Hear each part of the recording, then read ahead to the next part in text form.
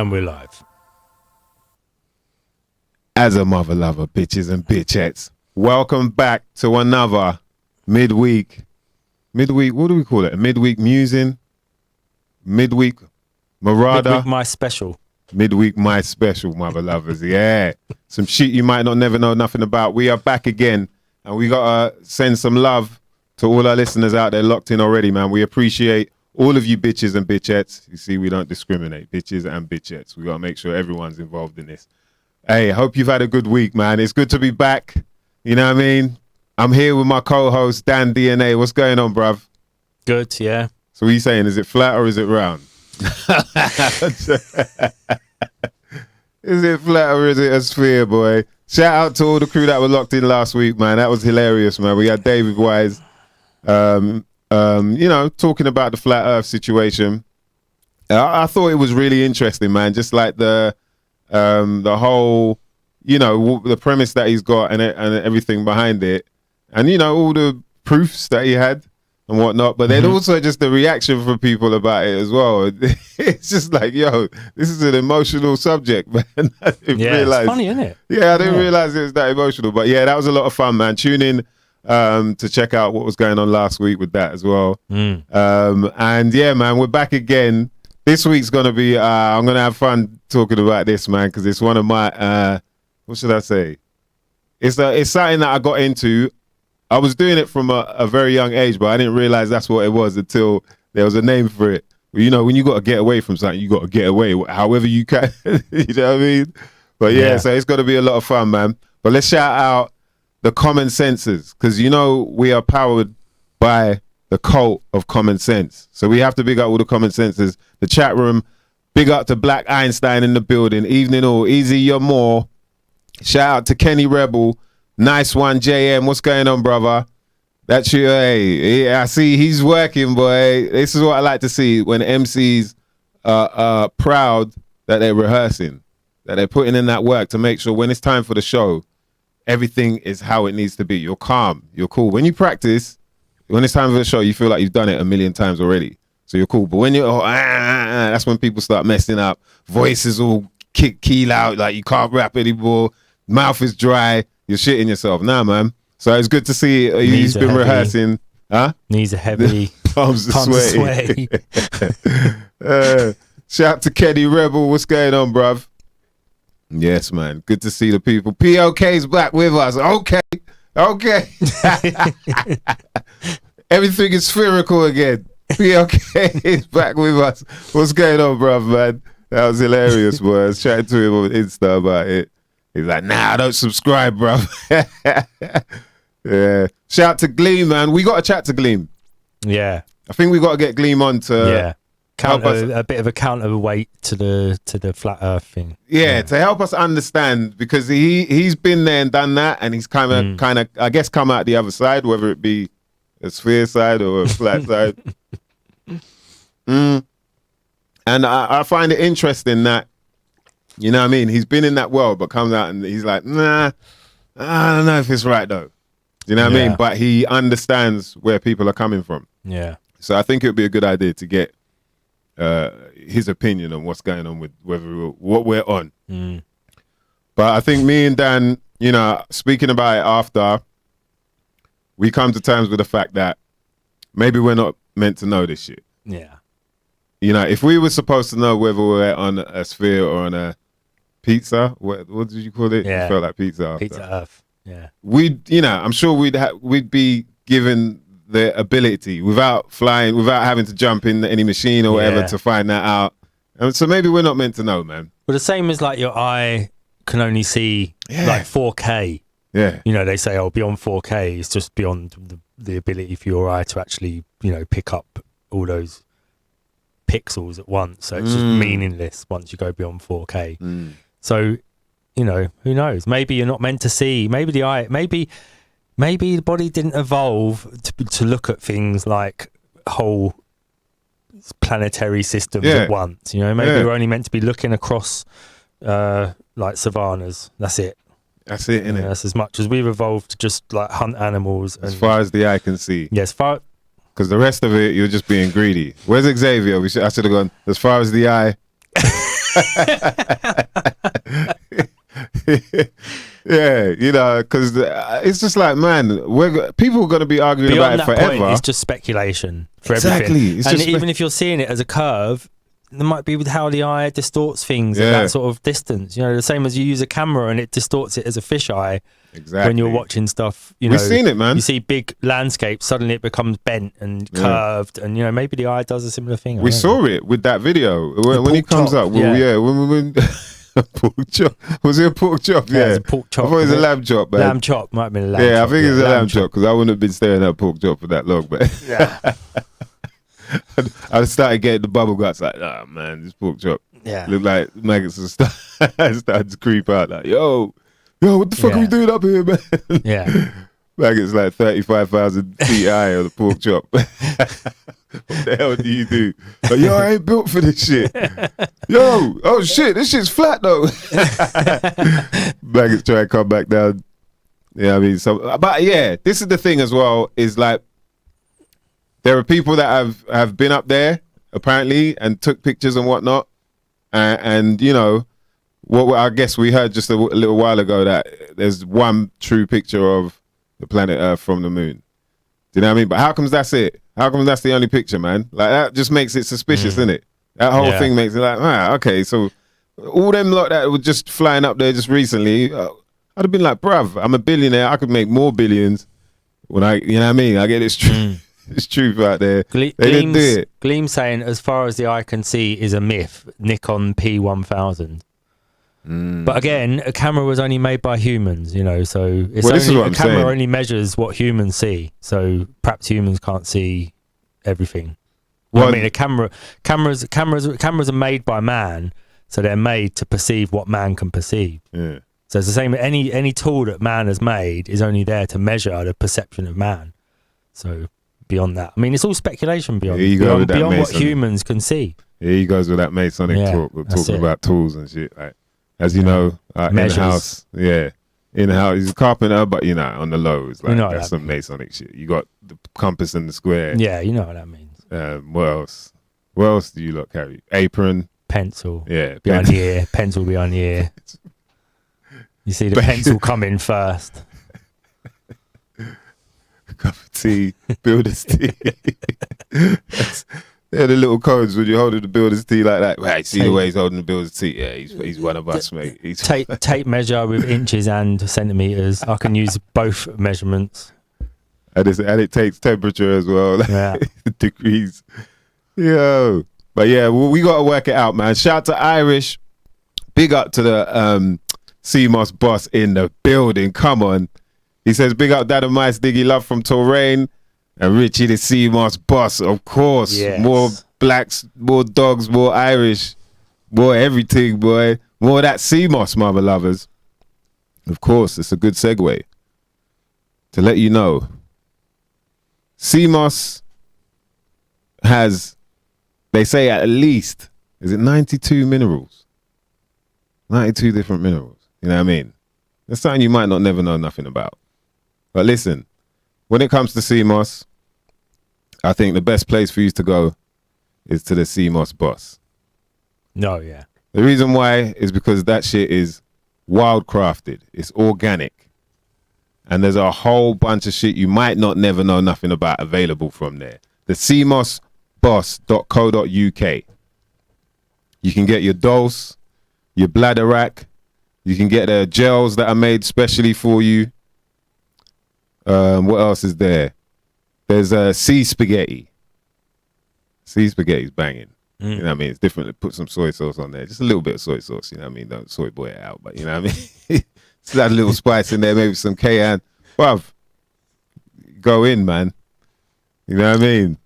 There's a whole lot there. Iodine levels, potassium levels. You know what I mean? Iron, magnesium. There's a whole bunch there that you need virtually every day. So I think the best place for you to go is the cmosboss.co.uk. And if you want, you can get 10% off by keying in about 10. ABOUT 10. That's 10% off any order from the cmosboss.co.uk. Bitches and bitchettes. Yeah, man. Yeah, got. Right, who else we got? Before we go in, because, I think it's time to deal with some, inner work on this podcast. Shout out to Regantology in the building. What's going on, brother? Yes. It's time. Nikon camera. People got to get that Nikon camera. I think I'm going to get it, man. Yeah. Yeah, I need to, I need to see the shit for myself. It's time, D. We got to work out what we're on. No, I'm joking. Yeah, it was funny, man. It was a great little podcast, man. And we it was nice to see a few new faces as well coming through. New names, I should say. Yeah, definitely. That was good, yeah. But yo, let's get into this. Feedback on it overall. Yeah. There was good feedback on it for sure, man. Like, shout out to DJ Locke, shout out to Regantology. There's a few people that hit me up and they were like, that was interesting. And he had some, points that made sense. That's the thing. But you still walk away from it like, yeah, but I don't know. You know what I mean? Yeah. And that's fair enough, man. Like, I think people should accept that. Sometimes you're not meant to know shit. And it's all good if you don't. You can still search for the truth. Do you know what I mean? But there's nothing wrong with, like, I don't think it's something we can argue about when we can't. All we've got is information that we're given. Do you know what I mean? Whether it be images or words and statistics and numbers and all that. We don't, because we haven't done the measurements, we don't 100% know if it's true. You know what I mean? We just have to believe it. But yeah, man, dealing with fear, mother lovers. You know what I mean? There's nothing to be scared of. And I'm telling you that right now. There is nothing to be scared of. You don't have to believe me, but you can look around and you can see the only thing to be scared of is being scared, bitches and bitchettes. And my guest this week, he deals with fear in a whole different way. People, you know what I mean? You heard that last tune before we came in. Said nowadays, I'm more inspired by free runners than rappers. I like to write, you know what I mean, whether it be by the water or a beach or, you know what I mean? I could be like watching some fights or I could be watching free running. A lot of the time, I'm watching these dudes, snowboarding, I'm watching that, that crazy snowboarding where they're going down and there's like avalanches following them and shit. Yeah, it gets you hyped, man. But free running is something that I actually got into. I started training it as well. And it's a whole nother level. But when you start to learn about it, you realize, oh, it's actually called parkour. It started off as parkour. I believe in France. And it's a way to maneuver your body in some ways that you might not never know nothing about. You know what I mean? Covering ground in a whole different way. Damn near Spider-Man for real type shit. Do you know what I mean? So back in the day when man was trying to get away from, it was them type of moves he was pulling off, but I had no idea it was a sport or, So I want to bring in my brother from Sydney, Australia, live by satellite. I enjoy saying that, live by satellite. Masta Marx, Parkour, and the sick MC, by the way. We got to keep it hip hop. What's going on, brother? Not much, guys. Hey, thanks for having me. Good morning, man. Welcome. Good morning. Good morning. Good evening to you, fellas. Yes, man. Yes, bruv. Good to speak to you, man.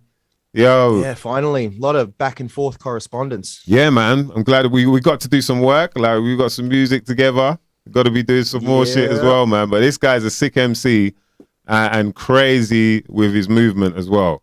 Like, the type of stuff he pulls off. It's next level. So I've been saying to people, I'll just fling on some parkour stuff. I don't know who's who, but whether it be like competitions or, crews or whoever, I'll just put on stuff. And the mad thing was, yourself and Dom Tomato, and there was someone else as well. And you lot had done a video and I was like, right, that's crazy. And then, it was a matter of like weeks later, we ended up chatting, on Insta and whatnot. And I was like, yo, this is nuts, man. And you were already saying like, yo, I've been listening to your stuff, blah, blah, blah. For, obviously like digging down under stuff and all that. And I was like, right, this is mad, man. Like all of a sudden, then I'm getting people hit me up and going, yo, I just heard your tune on, so like one of these, whether it be Stora or one of your guys. Dom. I was like, yo, Dom's a huge user of your tracks. Yeah, Dom Tomato. Tomato. Crazy guy, man. He's a crazy ass guy, but you're nuts as well, man. I wanted to get into talking about what you do. I think the best way to start it is probably if we fling on one of them videos, then let people see what Masta Marx gets up to when he's not in the studio, boy. And Run that. And if you can like VT. just like when did you start doing this? When you know, like what sort of age were you when? I've been practicing for, I'd say, about 13 years. It's like I'm nearly at like doctorate and a half level with the training of the parkour. It's really great. You know, there's a lot of good aspects to it. One, it's really accessible. You don't even need shoes, bro. You don't need shoes. You don't need shoes. What, even on the concrete? Yeah, well, because when you land on your feet without shoes, you're going to know even quicker where not to land. Yeah.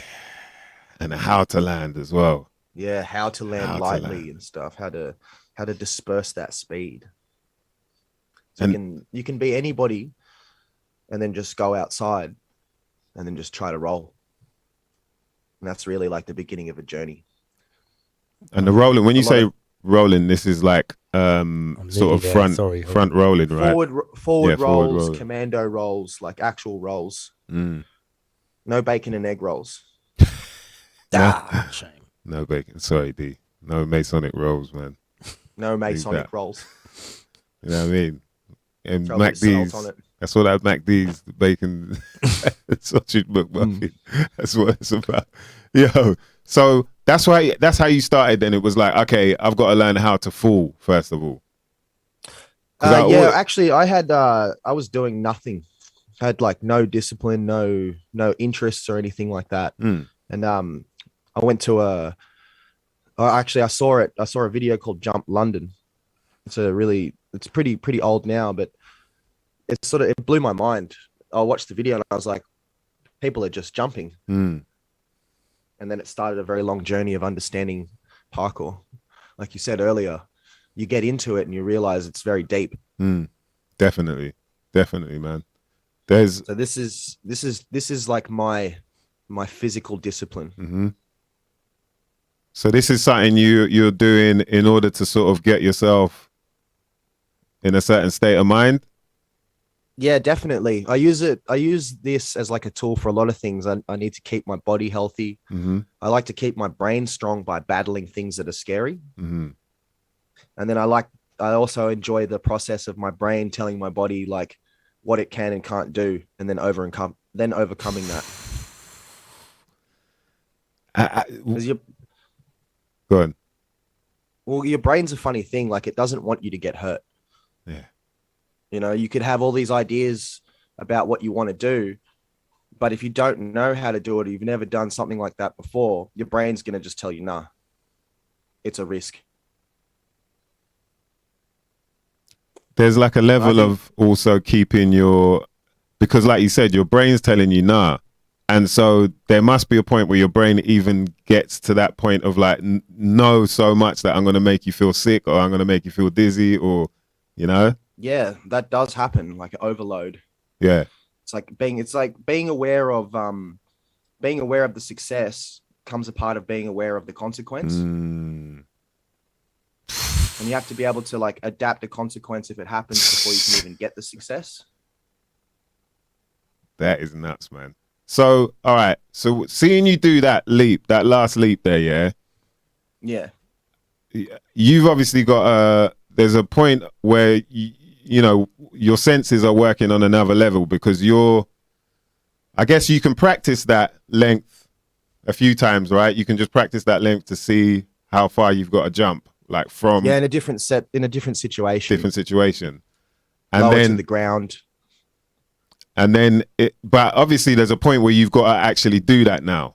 You've got to do that wall from that wall to that wall, you know? You got to do from that wall to that wall with that distance. And it's the first time you're doing it, correct? Yes, that is a thing that happens. And so how, you know, is it a case of you already understanding the distance that enables you to just carry on? Like, okay, I'm pretty sure I've got this. Or is it a case of you just going, oh shit? pretty sure is not enough. I didn't think so. It's not. Like, you have to have all of the pieces beforehand. Like, you're like, I can make this distance of jump. I can stick this distance of jump. I can jump too far if need be. If I don't jump far enough, I can drop down and catch the wall. If you don't have all of those pieces, that's when it's unsafe.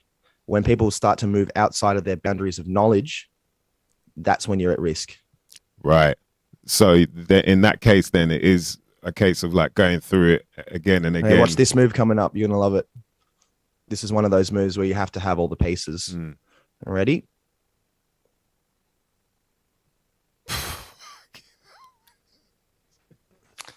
Yeah, so like I need to be able to do the first vault, the cat pass. Reload that. I need to be able to stick my legs out at the wall. And I need to be able to absorb that. Like, if I like face plant that wall, I still have like another story drop to go down. Right. Yeah. How do you potentially not fun? How do you prepare for like each of those moves though? I mean, do you sort of work backwards with it, or are you sort of done each of these things so many times that I've done you a just lot of put this them stuff together in the field? The time. Yeah, I've done a lot of this stuff many times over time, but each individual move, especially a move like this, requires its own preparation. Yeah. So for that move, what I did first was I stood on the edge of the wall that I vaulted off, and I jumped at the wall, and I made sure that I could do the splat, which was like hit my feet and then touch the wall with my hands and drop down. I needed to know that I can take the drop. So that was part of the prep. Right. So what people, there's a thing that happens with what you're doing that people might not know nothing about. That was smooth now. That was smooth. And that is obviously there's energy involved in this. You're generating energy as you're jumping like that jump. So your feet and your hands are actually helping you, right? Is that correct? Yeah, absolutely. And so can you talk about that process? Like, because you're obviously making sure that that happens as well at the right moments, which I think is just crazy in order for you to land like that. It's just smoothly. Yeah. Well, this is why parkour is so great. And this is why it's held me for so long. Like, I thought it was just a thing where you just jump at stuff and overcome fears, but it turns out it's like a full-on set of techniques that work. So for this move, the one where I jump over the wall to the wall, I have to run, and then I have to jump before my hands touch the wall. So I have to already be flying. And then from the flying, I need to touch the wall with my hands and essentially do a push-up, and then extend that jump. So the point of this jump is like, I want to make a full-size jump, but there's a wall in my way. Yeah. So I need to pass the wall. Oh, geez. See the wall? I need to pass the wall. And then I need to like pike hit the wall like a precision jump. Yeah. But there's obviously no precision. So I need to react really quickly. Bruv, that is nuts, man. So it's part of the fun. I love that battle. My brain's like initially is like no, and I'm like, well, I think I can. So I need to now spend some time convincing my brain that it's possible. Yeah, like see myself doing it, for example. Yeah. The see yourself doing it part, I definitely hear that, because I think that's a big part for you to even take the steps in the first place. You've kind of got to visualize it a bunch of times to be like, yeah, I'm good. Anyway, yeah. But then there's also the case of, which I'm sure a lot of people are asking, is how do you practice that then? How do you practice, jumping that high? And the thing is, what you can see as well, like I'm talking about the energy, is like from your feet, on the other shot where you landed on the wall, your feet were sort of, I guess, expelling some of that energy in a way. So that you wouldn't some of be it flicked down. Yeah, it flicked down. Yeah, so I had all this forwards force. So when I did the cat pass, that's what this move is. So do the cat. Bam. And now I have to like pull my chest back. Yeah, okay. And stick my legs out. Yeah. If I don't do that, like there's a chance that my feet will go too low, like because of that speed transfer that you were just talking about. I need to jar it a little bit. If I let it flick all the way down, then I'm potentially looking at like a chest sandwich with the wall. Bam. And so your hands are just there just in case. Yeah, you're like just, boxing, bro. Yeah. Keeping your guard just in case. That's it. Got to guard your face, guard your grill at all times. And then to land like that, man, you're landing like a cat, like nothing. Like, you know, look how high that is. Bam. Look. No, but that's the first speed drop there. So when I hit the wall, that's the hardest. That's like cutting off all of that forward speed, which could have been added to the down speed. Yeah. But I don't. So because I hit the wall, it's like kind of like pinballs, like hit the wall and I slowed and stopped for a moment and then my speed started again. So it's like, it looks, if I took the drop from the top, like this one, it would be a much harder hit. Right. Okay. Yeah. Because the momentum, you're breaking the momentum by hitting the wall. Is the speed change. Yeah. So you break some momentum, expelling some of the energy. Bam, there. Yeah, you got to slow your fall. Yeah. And that's the whole point of the rolls. And like, see how I'm landing on the ground and I put my hands on the floor. If I just jar it and land on my legs, there's not going to be too much distance for my knees to go. So I need that full range to be able to essentially what is keep moving. If you jump down there and you don't roll, like see how I roll, I keep the momentum going because it still has force and I need to get rid of that somehow. Yeah. That's exactly it. The momentum. Crazy, man. Crazy, bro. Yeah, and there's like no limits to, I mean, you must dream about this shit. You must just wake up and go, I want to try this. Sometimes I dream of not doing it. For real? Like sometimes I've overcommitted to something and I'm like, I don't have all the pieces. Yeah, that I like this video too. It's got the MysDiggi soundtrack. Sick. Bravo, it's an honor, man. When I see something like this going on and like my music's involved, I'm always like, yo. Serious. It's crazy, bro. It's crazy, man. It's crazy because once I got into this, I was like, yo, this is next level. Like, obviously there should be a lot more, but now you're seeing it in films and whatnot, like people using the whole parkour thing. Yeah, it recently became an option on insurance, like public liability insurance. Serious? Yeah, so you can now you don't for a really long time, us like parkour performers and athletes had to go around that system and get like stunt insurance and stuff like that. It doesn't really cover what we do. Now it's finally happening because it's not like, it doesn't seem to be a trend. Nah, it's not a trend, man. It seems like this one's here, like it's here, like skateboarding, it's here to stay. Yeah, for sure. Because it's like you're not using anything but your body, so they can't tell you nothing. It's like, no, man, trust, this is staying. As long as there are people that are able to do it and learning it. And wasn't it in the Olympics as well? So there's this company, there's like the Federation of Gymnastics. This is a whole story in itself, so I'm going to give you the abridged version. Yeah. But the International Federation for Gymnastics neglected parkour for a really long time and wanted nothing to do with it because, fad, trendy stuff. And now that it's become its own thing, now they want in. But as soon as they do that, it's like the whole problem with all of the Olympic committees. You have like these large groups like setting out and dictating the rules for other groups, even though they're not necessarily a part of it.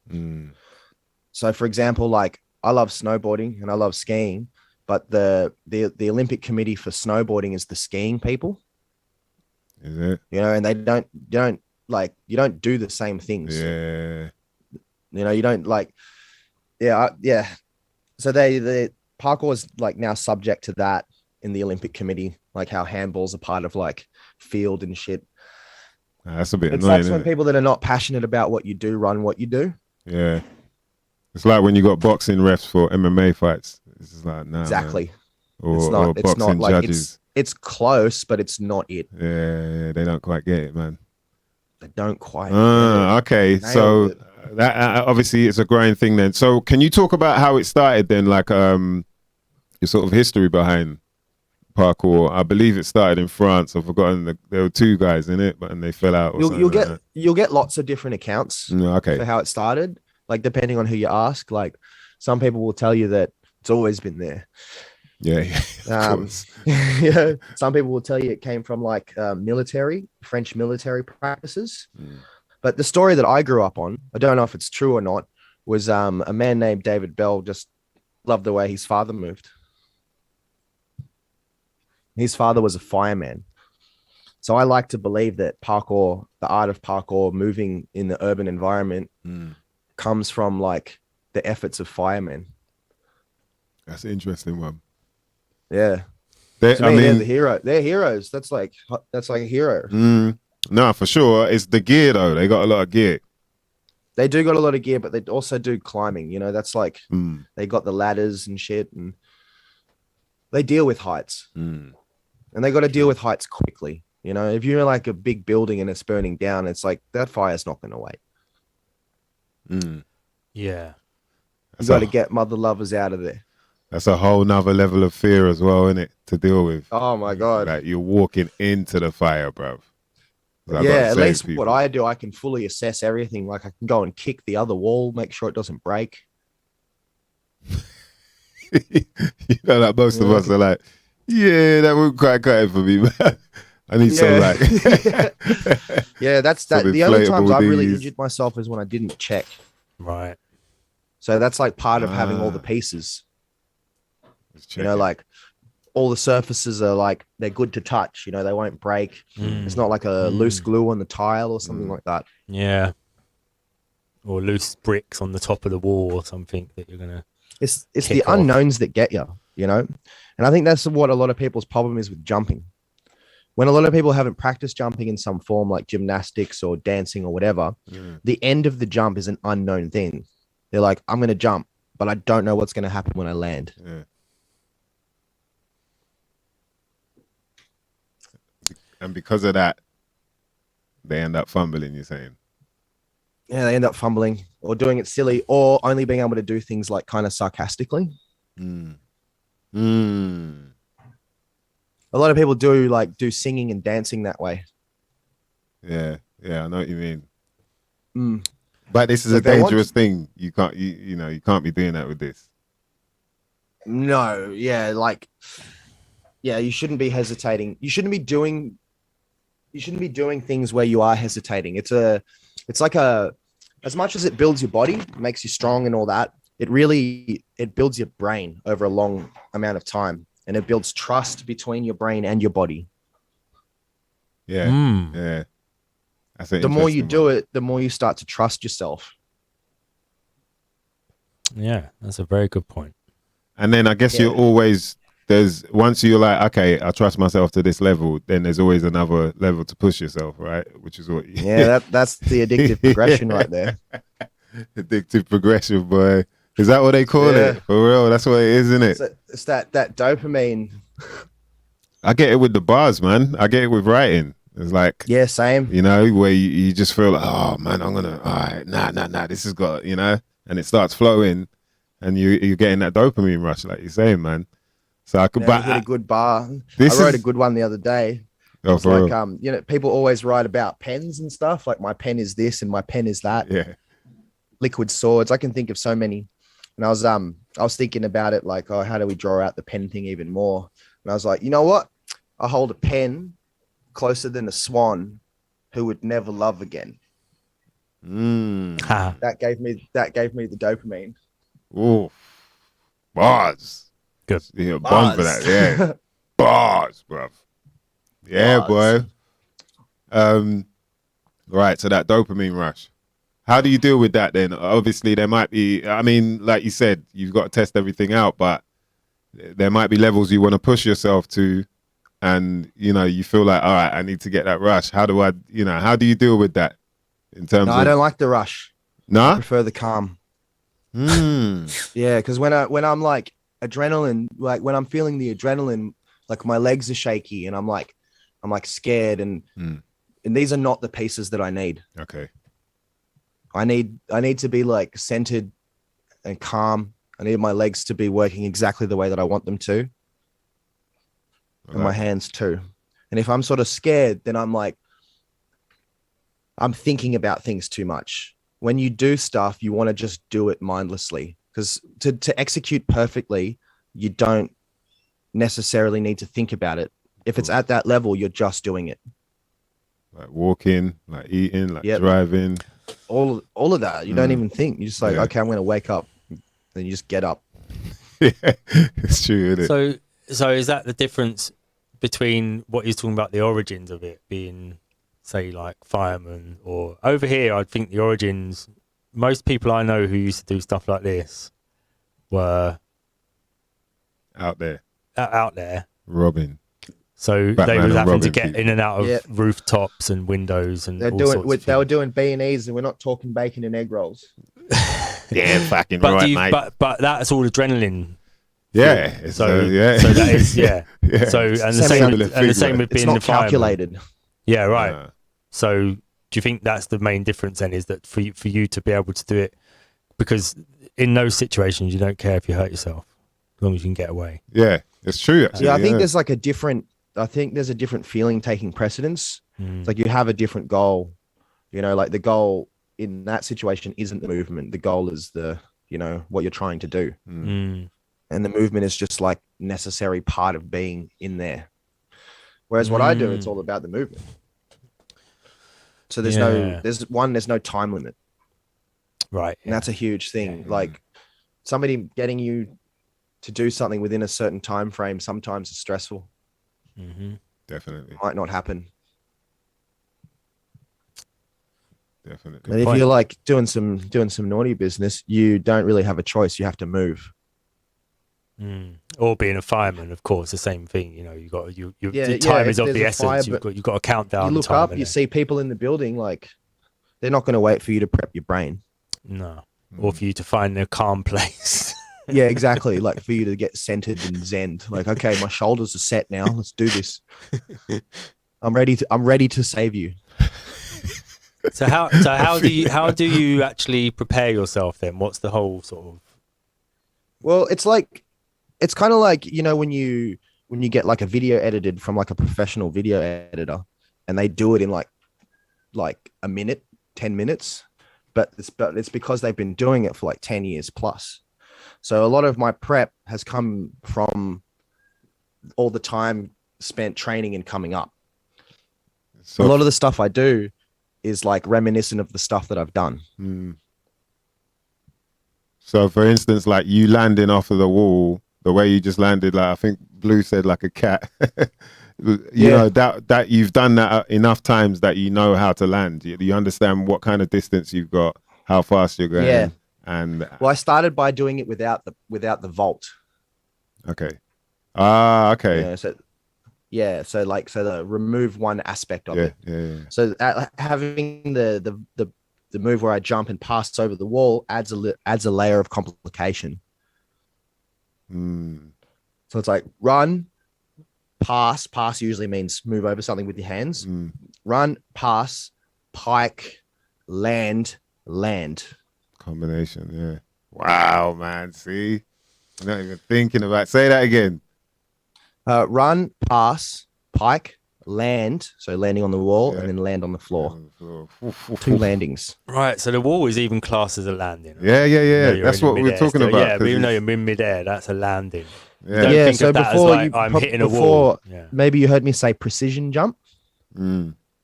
So what a precision jump is where you choose a landing that you want to land on, and then you land there.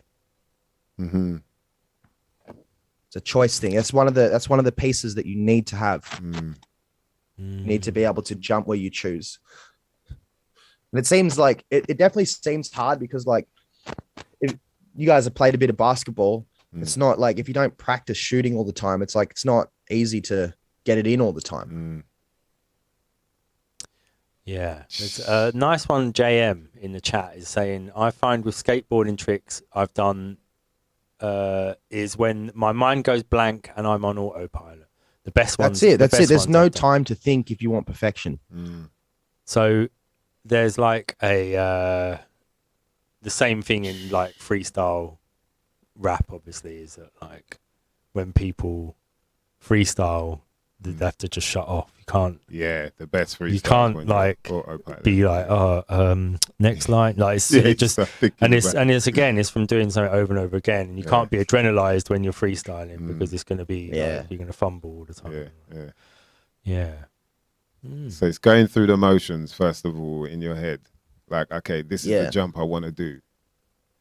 And you obviously there's a little rush from that, you know, going through it. You obviously, all right, this is what I've got to do, and then is it a case of you sort of practicing without using, you know, without actually doing the jumps first of all, just to see where you're at, like, you know, like you said, you didn't do the pike. First of all, you just jump to the wall and then jump to the ground. But then I didn't do the pass first of all. Like I didn't do the vault with where I'd run and jump. First. Yeah. So I stood on top of the wall and I jumped at the wall to make sure that I could. Yeah. I gauged the height and the distance. Yeah. First. Height and distance. I knew that I could take the drop, but I was thinking if I took the drop from here, which is slightly higher, and it hurts too much, you know, or I had to adjust, like had to think about it, then I probably wouldn't have done it. Well, so the craziest part is obviously the beginning, then the you know, the run and then the jump from the, what do you call that, where you jumped from the fence to the wall? What was that? I call that a cat pass. Cat pass. Oh yeah, cat pass. Yeah. So that cat pass. I think in England over there they call it a Kong vault. Different colloquialisms. I remember hearing cat pass though. I don't remember. Yeah, good. Cat pass is traditional, French traditional. Yeah, that's probably why. Yeah. And so that's the craziest part then, in terms of how the hell did you practice that then? You know, the cat pass. Yeah, well, I have an affinity for this, for the cat pass move. I love that move a lot. So I can already travel like an unusual distance. Well, with your cat pass, you got that Tarzan where you can do the whole, what they call it? That cat jump down. Yeah, okay. You can do prowling. You can prowl around for a while. You know what I mean? Like a mountain cat. Yeah, and the like having trained for like 13 years, I have a lot of like body endurance for that kind of stuff. I'm sure if I went CrossFit and like smacked those ropes around for a bit, I'd be done in like 2 minutes. Battle ropes. Yeah, I mean, it's a different type of movement, isn't it? So that's what happens, man. It's like totally. But like you said, something you've done for this long. So, okay, so that, you know, the first time you did the was it the cat? The first time you did it, the cat pass. That was the shot, or did you practice it first of all, and then? You practiced it? No, actually, that was the first cat that I did. Was it? I made it, and you know what? I did it twice. Yeah, because we didn't have 2 cameras. You know, like you know how it was like there was two angles. Of it. Oh, for real? From the top. Yeah, like we didn't have 2 cameras, so I just did it twice. Wow. Yeah, well, that's when you know you got the cat in the bag. Yeah, exactly. Yeah, see it there. Damn right, mother lovers. Yo, this is crazy, man. So we're chatting to Masta Marx. So I'm just looking up the sorry, I'm just sorry to distract a little bit. Oh, that's all good. A guy called, I don't know how you say this name. Sorry. It's a French name? No, Mihaly Hungarian. But yeah, he sort of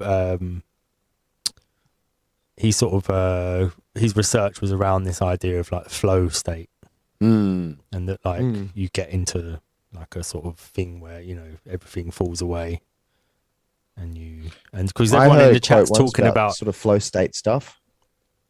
Yeah, it was people in the chat talking about things like painting and, you know, graffiti art and all, you know, how all these things, and skateboarding, how they sort of get you into this place where, you know, nothing else matters at that moment. It's almost a meditative state. Yeah. Like even on the level that Marx is on, you know, doing all that, there's still a point of where it's like fighting, man. Like when you're sparring or something like that, or even just hitting pads, you know, with someone, you just get into a state where you're zoned, very euphoric, you know, you're really enjoying this, and whether it's calm or it's a state where, you know what I mean, it's everything's out apart from what you're doing. Yeah. And you're just there, whether it be like performing on stage even, you know, and it's weird, but it feels like nothing else is there, even though it is, and you know it, you're aware it's there. You're just in a flow state of like, I'm doing this, and you know what I mean. And then when you come out of it, that's when you need to come down. You're like, oh man, yo, that was, you know, that was crazy. Like you can't. You look sleep. at everybody and you're like, oh shit, we are here together. Yeah, that's what the beat writers in the 50s were noticing with like jazz saxophonists, all the early jazz saxophonists, you know, that had like a flow that they would sort of, you know, get into a groove, and then that would be it, and then you'd be watching them freestyle essentially, and not everything just falls away. But yeah, something that's interesting. Everybody says they've found the sort of way of, everyone in the chat's found the one way or another of doing that. Yeah, getting mindless. Well, somebody once told me that practice makes perfect. Perfect practice makes perfect, and perfect is mindless. Yeah. Perfect is mindless. Yeah, that's a deep one, man. Yeah, it's a good one. It's stuck with me for a long time. Perfect is you know, mindless. if it's natural, you just do. Yeah, it's true, man. That's very true. I think of it as like, it's once you learn something enough, it becomes what we call second nature. So like first nature is things you do naturally. Second nature is things that you've learned to do naturally. So that's when it becomes a second nature to you. Yeah, for real. I never fully understood that quote. Thank you. That's a good one, man. No That's problem. damn DNA right there, my beloveds. Jeez. That's it. All right, so dealing with the fear then. Like obviously when you started it must have been like, you're seeing stuff where you're like, wow, I want to be able to do that, but I don't know. You know, there must have been a point where you're like, doing that. Yeah, you still do it now. Still doing that, yeah, absolutely. And obviously that's a state, you know, what we were talking about before, to do with like risk management and whatnot. You know, it's a hard thing to sorry? You go. Yeah, I was saying that it's a hard thing to sort of even assess, like risk assessment. It's hard to even assess when you're in a state of fear anyway. You know, you don't really use the right part of your brain when you're in a state of fear. So how the hell do you get through that? Do you manage to break through that barrier in the first place? Because I think that's what a lot of people, when they're like, yo, I don't know about doing that. That's that. Do you know what I mean? That's the point I reach. Is like, you see it all the time. Fucking what I the thing is like I kind of used to think that I would like overcome fears or whatever, but you more just like conquer them and understand it. Like the fear is always going to be there. I've landed on many a handrail from quite a distance, you know, and it's like, it's all right. I've done it thousands upon thousands of times. But like there's still a fear there that's like, you know, like if you do go like completely mindless and you like shin yourself on the rail or whatever, it's gonna hurt. So it's more like this tool that your brain still keeps, because it relates to that thing that I said earlier about your brain wants to keep your body safe. So there's always gonna be something in there telling you like, hey, what you doing, body? And yeah, you got to do that whole thing again where you're like, it's cool. We got this. We've done this before. We've managed this. Let's show me how we do. Let's show me how I do. But to my brain. Me, myself, and I. Yeah. So yeah, it's like a tool. Like if you're really afraid to do something that you want to do, then you're probably not ready. And it's probably not safe. If you look at something that you want to do and you're like, you know what, I can try this, and if it doesn't work, then I can just sort of like roll out to the side, then you're ready to start understanding that fear. But if you try to do that prematurely, You just like you're gonna traumatize yourself. Some people stand on the edges of buildings for like no reason. Like I want to feel that adrenaline. Fuck. That's the dangerous side of it, isn't it? Because obviously parkour heads are quite, you know, you lot are quite hardcore. So, you know, I can imagine some people do get carried away, and they get to that point like, oh shit. Have you ever been there where you're like, nah, you know what? Nah, I'm not doing this. Heaps of times. I did it yesterday. I did it yesterday. There's especially because it's been raining. Like the wetness is a big factor. Changes everything. It's part of checking your surfaces. Yeah, for sure. So yeah, the other day I wanted to do this move where I basically run up a wall, and then there's like a rail and then a wall. So the idea is I run onto the rail and then take 2 steps on the flat wall, and I get up to the next level of the car park. But it's scary. And I've been sort of going back to that spot over and over again for the last couple of weeks, just looking at it, not even practicing it, just standing at the base of it, being like, what if? Yeah. And you know, John Lennon, imagine.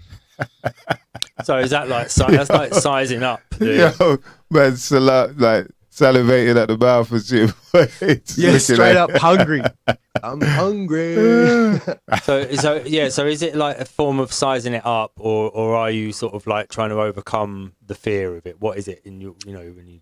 It's definitely overcoming a fear, because I'm like, every time I go back there, I think about all the different things that could go wrong, and like to see if I have any answers for that.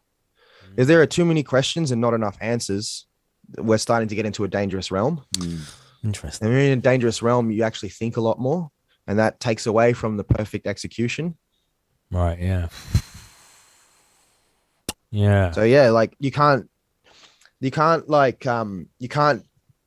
just be like naturally good at stuff and then, you know, do like high level parkour. Like your body and your brain it won't let you. Okay. You know, it's like getting someone to do a backflip that's never done it before. You're like, hey, do a back tuck. You can show them. You can demonstrate it. They're not doing it. Their brain is telling them, bro, you're going to fall on your head. Yeah. Yeah. So we're getting somewhere with that then. So the fear is to do with having not enough answers, no knowledge internally as well, not just like answers as in intellectual answers, but internal answers, that the body's comfortable with that answer, and not just like, oh yeah, I think I understand what's going on. It's got to be a sort of like, no, that's not going to be a problem. Yeah, it's like, I get it, you know, type of thing. Yeah. Okay. So what's cool about that means that like, yeah, you can train hard to get where you need to with parkour, but you can also just understand a concept and have things click. Yeah. So, and I guess that, like, in my head, that's kind of the beginning stage of like, okay, that's how I'll be able to deal with that and that, or that should be, I should say, that should be the way. And then your body now kicks in, like, okay, you know what I mean? So with its answers that it knows. Practiced before. And then I always see it as negotiating. Exactly. Because then now you put those into practice, like physically. Yeah. Because you'd be like, okay, I've dropped that many times. This is how I land at that sort of distance, you know. Yeah, like I've landed on a wall. I've landed on the tops of walls. I've caught them like cats before. You know, if all the pieces are there and you feel okay, then it's actually safe. And it's even safer when you do it with people that have that ability. So if you like, you want something, you're hungry, but you don't have the knowledge, maybe somebody can give you that quick fix. So how did you respond to like the whole COVID thing then? What was your like? You know, oh, I got lucky. I didn't get it. But I mean, everyone sort of reacted in quite a fearful way to. Oh, it was a bit of a mixed bag, wasn't it? What was your sort of? I mean, do you sort of remain calm about it all while it was happening, or what's the? Find yourself cleaning everything. Like I'm pretty calm because, like, I guess because I'm over here, so we got all this stuff to sort of prevent it. Yeah, I don't know. It was a pretty wild time. Like our the whole of Sydney got shut down, just like everybody else, for a really long time. All of the like heaps of different industries couldn't work anymore, but I was working as a garbage man at the time, so I was sweet. Oh, yeah, The bins never sleep. Yeah, you you know what I must mean? be in overtime. That shit always goes out. You must have been working overtime during lockdown, boy. Jeez. That's Yeah. what people were doing, is just eating shit and Well, throwing shit away. Only the essential workers were allowed on the street, so I was like part of the force that was allowed on the street, which is pretty interesting. It was a very eerie time. Yeah, man. Yeah. But yeah, I got my jab straight away. Second jab straight away. Oh, for real. I mean, I read about the polio stuff, how they had to bring like Elvis in to get the rest of the people to get on board. Yeah. We've done this before as humans, so like we've been through this stuff, but with like lesser technology, less knowge, less answers. They only had Elvis back then. This time they had like the full force of the media instead. Yeah. Yeah, Media's a tricky one, isn't it? Yeah. I'm just thinking how you'd apply this thing of like the fear thing to something like the COVID stuff, is that like people responding in certain ways, and it's because their body doesn't have the answers. And they don't know the answers either. That's what I mean. Like, they're like, what is this shit? And you're like, it's this. And they're like, yeah, but like, how can I know? Yeah. Without experiencing it. Yeah, I think that's definitely a big part of it, is not knowing, because a lot of people would always say just in case, and so just in case is because you don't know. You're like, just in case. Fear of. Yeah. Fear of. The unknown. The unknown. It's all about the unknowns. You don't know. Fear of the unknown. Yeah, okay, that is it. Yeah, it is about the unknown. Freaky. Yeah. Yeah. That's where this is where how I can equate pretty much everything to doing a jump that's scary. You don't know what's going to happen at the end. Don't even know if you're going to make it. Yeah. You don't know because you haven't done it. Yeah, and you don't. Yeah, when you don't know, you sort of like can monologue all sorts of fantasies in. Right. The same thing can happen then, because every time you jump, it's a new jump. Yeah. So even like you said, you done that one twice. The second time could have gone a different way. Yeah, like it could have gone a different way. Like I could have like my angle could have been different. Like on the first one that you saw was great because I did what's called an arc. Like when I shot off, I shot at like a 45-degree angle. There was a peak, and I was able to come at the wall like quite softly. But the second one was a bit flatter. I almost went straight to the wall. Okay. So yeah, it's lucky we just caught the that was the whole idea, was to catch you landing. Yeah. So see it there. So that goes to say then, man, it's like, preparation is definitely key, and also understanding that any time can be different, no matter how many times you're doing the same thing. Yeah, that's right. There can be nuances that are there. You have to be aware of all the questions that will be presented to you when you do something. You don't necessarily have to answer them all, but if you can, it's better.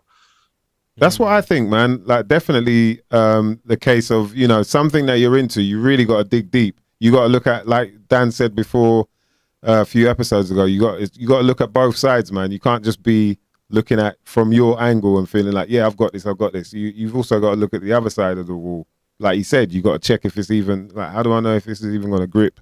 Is this right for the type of shoes I'm wearing? All that sort of stuff. Imagine you land on some edge and the bricks come out. And so for you to be, in order for you to kind of feel confident enough that, yeah, I do know what's going on here and I've got this, it is a case of really looking at each side of whatever the argument is, to really understand. You have to know. Yeah. Yeah. Belief isn't just enough, is it? If you want to attempt to answer a question, you have to know something. And that's different to like intellectual knowledge. It's like what we're talking about is like a wisdom, really, of like the body knows. Yeah, these are not just someone told you. This is advice for how to move safely. It's not just that someone told you to do it and then you was like, well, I think I understand intellectually how to do this. You have to sort of really understand it inside out. And your body has to understand it. The body and mind have to understand it together. Yeah. Otherwise, it's just intellectual information. Yeah, exactly. You have to, if it's something that you have to keep remembering, of like, what was it that person told me I should be doing? I've got to remember how to do it. Oh, what's the stages? Yeah. That is it. It's got to go beyond that. You've got to know it in the body that it's real.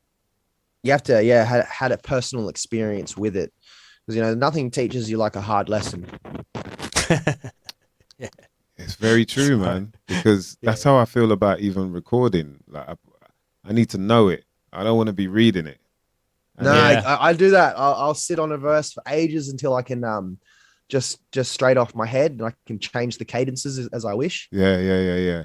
And because then that's when it's like, so what we're talking about is like the point where it's in your system. Like for you to land like that, for you to hit the wall with your legs at that angle, it's already in your system to do it because you've done it enough times.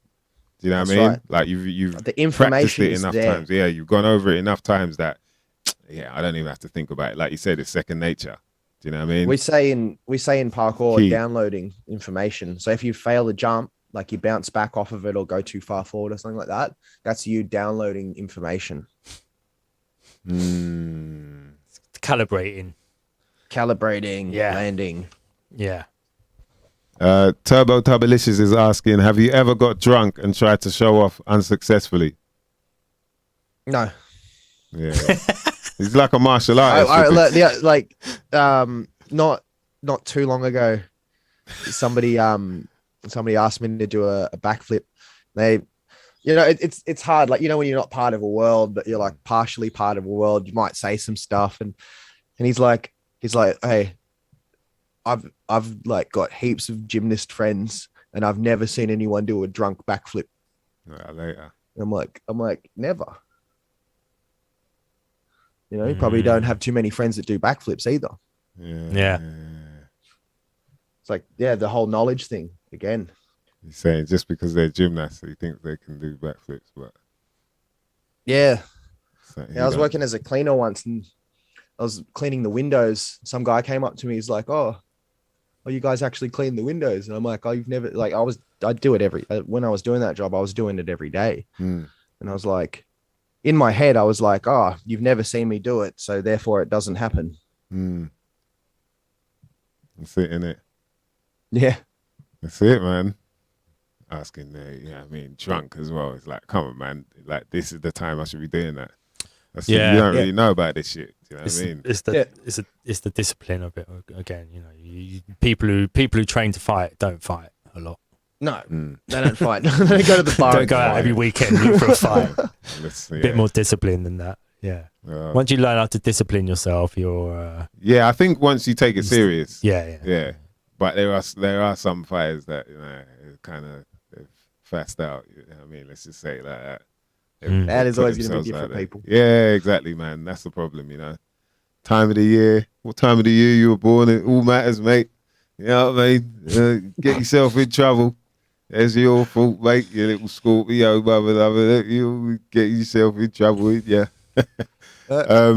So now. What was I going to ask you? It was to do with the side of. It was something to do with, because we were talking about doing it again and again, like repetitive. Drilling?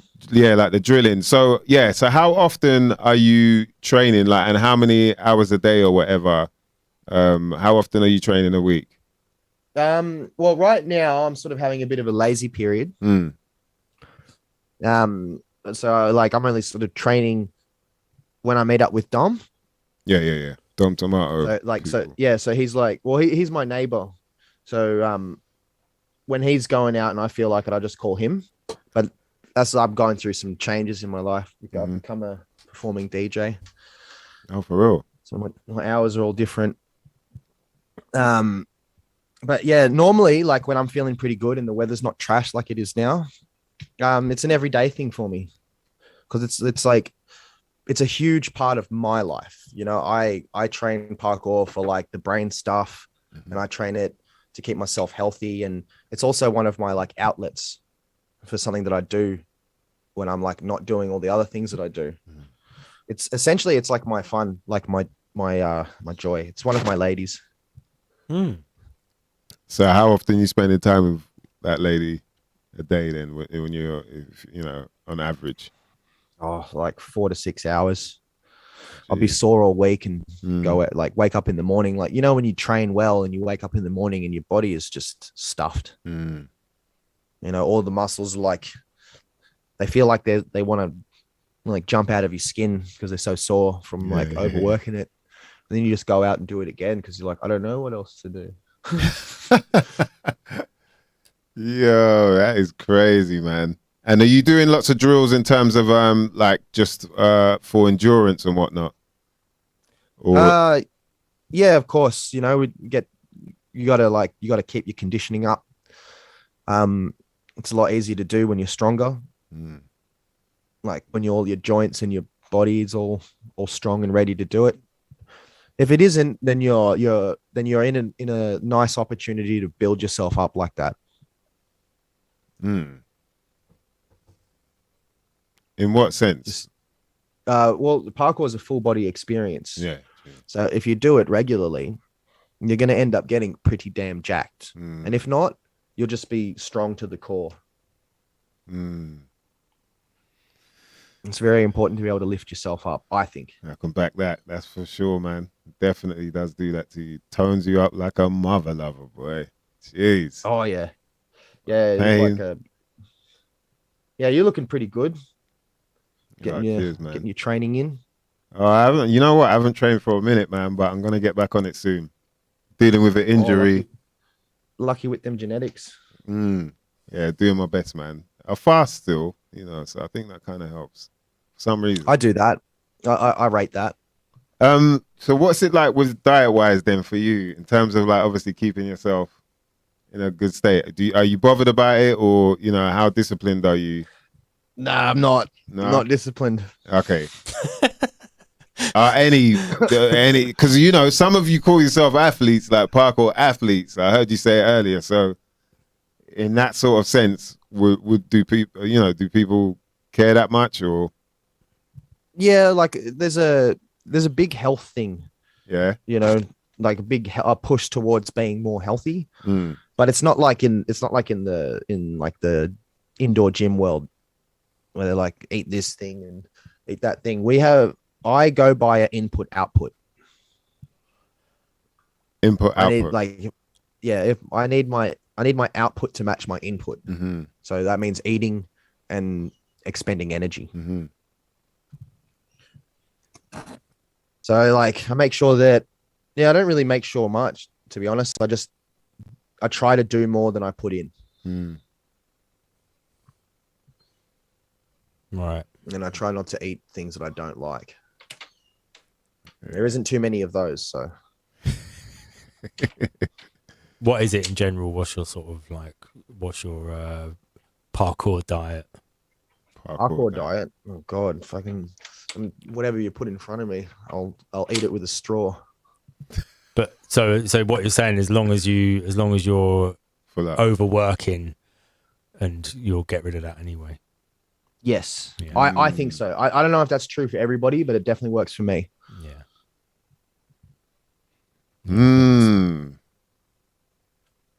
I wouldn't want to be like, do that, and then it doesn't work. No. Yeah, everyone's different as well. Absolutely. I think, so what might work for you might not work for other people, and vice versa. That's one thing I've really noticed is that people have their own taste, their own things that they like. Some people, they don't like too much fruit. Some people don't like too much veg, and it seems to work for them. But, it's obviously like a state of a balanced diet. You're getting your right levels of nutrition in. But well, actually, I do find that if I eat like shit food, that my energy levels go down quicker. And I feel like I need to eat more, but my stomach is full. Full of shit. That's like when you eat like the Maccas and all that the McDonald's and all that kind of shit. What's so what's shit food in Australia then? Maccas, bruv. Right, okay. And what's good food? Like more like less processed stuff. So like if you're gonna have meat, like have steak or a chicken or something like that. You know, like straight from the source. Get vegetables. You know the classic nutrition rule for dinner: meat and 3 veg. Yeah. It's a pretty good standard. It's like a real good minimum. Is your food pretty much like English food, or what's your what's the also I've never been to Australia. I don't really know what Australians eat. We pretty much just drink chocolate milk and eat meat pies. Yeah, apart from shrimps and barbecues, that's all I know. What's a shrimp? Whatever they say, throw a shrimp on the barbie or something. The Australians. Prawns. Yeah, prawns. Yeah. But we throw steaks. Right, so steaks. Do you have prawns or not? You just have steaks. I recently watched the throw another shrimp on the Barbie ad. Oh, is that what it's from? An ad? Oh, is it an ad?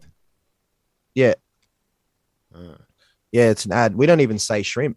And you know, like Foster's is not a drink that everyone drinks over there. Like they try and make out like Foster's Aussie myths. Yeah. Smashed. You don't really find Foster's. Not like you do find it in the liquor store, in cases in the fridge area. It's for the English tourists. Yeah. Yeah. Yo, well, that shit cracked me beer up, is man. definitely a huge thing here, though. People love it. But it's just not Foster's. But you have you grow quite a lot of veg, quite a lot of. Is it like everything sort of in from Australia? So you're not having to import loads of stuff. We agriculture and mining, but we do a lot of trading. Oh right, okay. Main partner China. Yeah. Big balls China. Yeah, but you have a lot of bosses. Homegrown good food basically in Australia. You still have a lot of homegrown stuff. Lots of that. Yeah. But also it's kind of like mini America, so there's heaps of crap. Okay, right. Heaps of crap. You want crap? No problem. I can get that to you quicker and cheaper than you can get the good shit. Yeah.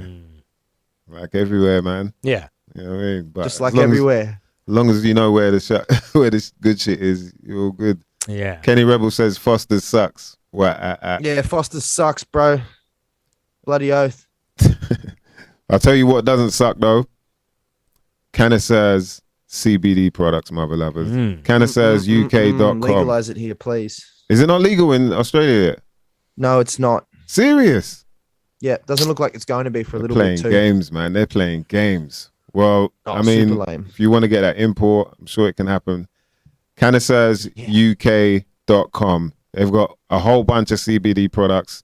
CBD Belgian chocolate bars, indica. You know what I mean? Remember indica. Or you can get sativa, which is more a hype. Like, yo, sativa. Yeah? Yeah. It can happen. It can happen. Not necessarily like you're going to be mad hype, like you had a coffee or nothing like that, but a good feeling of like, yeah, I'm into this. Like, I want to do this. You're up. You know what I mean? Get lifted. You got CBD balm, a really good balm. A whole bunch of, a variety of sprays. You can get indica. You can get sativa. A variety of sizes, my lovers. You can also get a full spectrum spray, which I got that, man. And the full spectrum. Delay spray. Hey, bruv. It just hits Hey, you, man. That's something like, I know nothing about. Spray. CBD. full spectrum. It hits you like, okay. I get it now. You know what I mean? Everything's calm, bruv. Delay spray. Yo. And there's a whole bunch of other products on there, man. And guess what? Oh, yeah. Also the stirrers, man. How can I forget the Belgian chocolate stirrers? CBD really helps you calm the fuck down. Just relax. The balms help you with, I'm sure this would help you, man, for sure. Because it's like for muscle pain, your joints and whatnot, rubbing the balm on really helps. Full spectrum, of course. You know what I mean? But you can go for sativa or indica, whichever one you want, man. Hit up Cannister'sUK.com and guess what? You can get a discount. A whopping 20% off.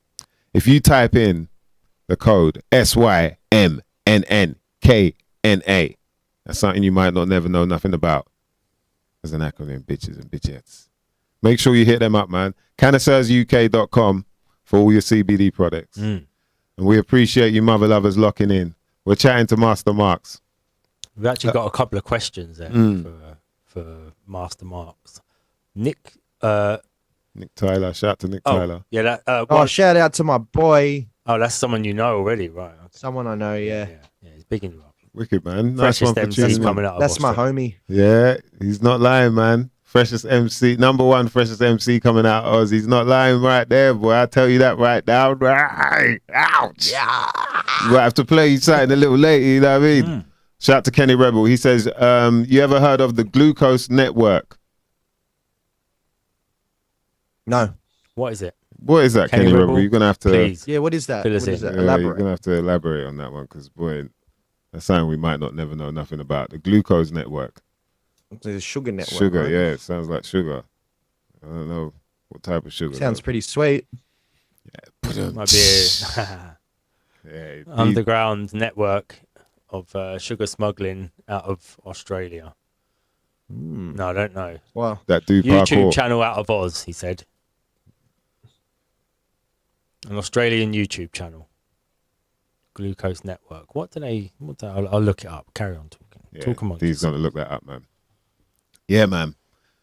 So for yourself then, are you into like entering the sort of competitions and whatnot, or is it more like you said for your mind, for your body, soul? No, I don't really like to enter competitions because of that whole rushing thing. You know, like in a competition, it's kind of like, you know, proving who is sort of better. That's the whole point of sport at whatever reason. And it's about performing as well as you can, but under pressure. Yeah. And that's not really why I started the sport for. So I've entered a few competitions before and not performed my best. Yeah. Because it wasn't fun. It wasn't like the outlet that I started. Too much pressure. Makes a lot of sense, man. Takes away the fun, right? Yeah. And it's like with a lot of parkour stuff, you want to have several attempts. Yeah. Because doing what's called like what we call a one bang, getting something in the first go, it's not usually a thing because you got to do all those preps. Yeah. The hard part, right? The hard part is the prepping. The slow build before you execute. Jeez. So then obviously that's, you know, another reason why you'd be like, yeah, I'll do it again. I'll do it a few times actually. I'm going to add this to exactly. Because you're there. Yeah. Makes a lot of sense, man. You know, that got me pretty excited. What I love about it is it just goes to show, man, how important it is when it comes to practice making perfect, or, you know, doing the best you can to make it. Is because perfect practice. Yeah, perfect practice as well. And until you get to that point, until it is perfect practice, you know, like say same thing with like memorizing lyrics or whatever. It's obviously after a certain point where now you've got it and it's clicked. You know what I mean? But now can you perform it in front of people? Like you've got a camera there watching you and, you know, taking these jumps. That's a whole nother level to it. Yeah, exactly. You got to have it down at that point. Yeah, that's crazy, man. Bruv, it's nuts, man. So did you start off like doing it, you know, in a soft, like on soft terrain, you know, whether it be grass or in the sort of gymnastics? I started on grass and beach terrain. So you know what the beaches are like over here. Oh yeah, mate. Yeah, mate. You fucking right. There's quite a few of them. Yeah, so there's a few near my house as well. So yeah, soft sand. I like soft sand for like practicing like a big drop, because when you land on the sand, it moves. So that's the whole, like the thing that hurts you the most is the stopping, like the motion stop. Like you would get killed the other way as well. Like if you weren't moving and then you just all of a sudden moved at like 100K in like less than a second flat, like you would get hurt. Yeah, I don't know if you would die from that, but you'd definitely get hurt because of just the sudden change of speed. And if you just fall and then just hit the ground, you're literally going like as fast as you could to absolute zero. Nuts. That would kill you without a wall. That's why they're like, oh, even if you fall on the water, you know, from a great height, you'll still get, you know, squashed. Yeah. Because the surface water is hard and it's going to make you slow down like heaps. Yeah. Like almost stop you. If it was open water, like, you know, with jets going and you went into it, you wouldn't feel the resistance of that hard pace, and you'll just go down and your descent will slow in the water because of its density. But the top has the tension. So that's why your first landing on the wall is the sort of, that's breaking. Yeah, that's that the first for you, break. basically. Yeah. So is it like about trying to break up that fall as much as possible, really? That's actually what it's all about. It's about dispersion and distribution of impact. All right. Even when you land on the like on top of a wall, like in a precision jump, you're still like, you reach your toes out, and you know your toes touch it, and then your ankle starts to bend, and then your legs bend with it, and you're like, you know, you're not like, you like you go with it a bit. Sometimes if it's too much, you see people crawl out like a cat because the force sent them down there, and they need to sort of essentially cat the floor now. It's too much. There was even like, if you're on the Dom Tomato level, you're beyond catting the ground. You kind of have to roll now. Yeah, he does some crazy jumps, man. Like crazy high jumps and ridiculous. Yeah, he's just like, what? Like, have we got anything in the videos that you sent over with? No, I didn't think about it. Right. Send something over. I'll look it up now. Yeah, we might get. Oh no, I don't know. It's pretty easy to find, to be honest. Yeah. Just right, Dom Tomato. Oh, yeah. So, is there like you talking about doing it on sand? I'm imagining that's more likely barefoot, right? I mean, I'm an idiot. I wear my shoes at the beach. Okay, so then you're getting used to the feel in your shoes, and then it's the same thing, like you said about touching your toes. Then you know, all of that kind of matters, and it's like, how much can you feel with your shoes on? Yeah. You know what I mean? How much can you feel? It's like if you practice a roll, like a safety roll, if you do it on the grass, like it's nice and soft. So if you like roll over parts that you would get hurt over, you're not going to know. And if you go and perform it on concrete and you haven't been doing perfect practice because of the soft surface or whatever, you're going to roll straight on like your hip or something, and it's going to be sticking out, and it's going to hurt. It's going to hurt a lot. So it's like all the force from like dropping. Imagine you disperse it rolling across your back, and then it just hits one bone. And the one bone cops all of it. Yeah, Jesus, man. Fragments, man. There might be fragments in that. Let me load this one up. That's nuts, man. Yeah, it's crazy, bruv. But trust, man, there's people out there who love it, man. Definitely. You lot do. Thrill seekers, dopamine hunters. Let's just see. Yeah, for real. Let's just see what this one's like. Oh, is this? These people like Charlie without using it.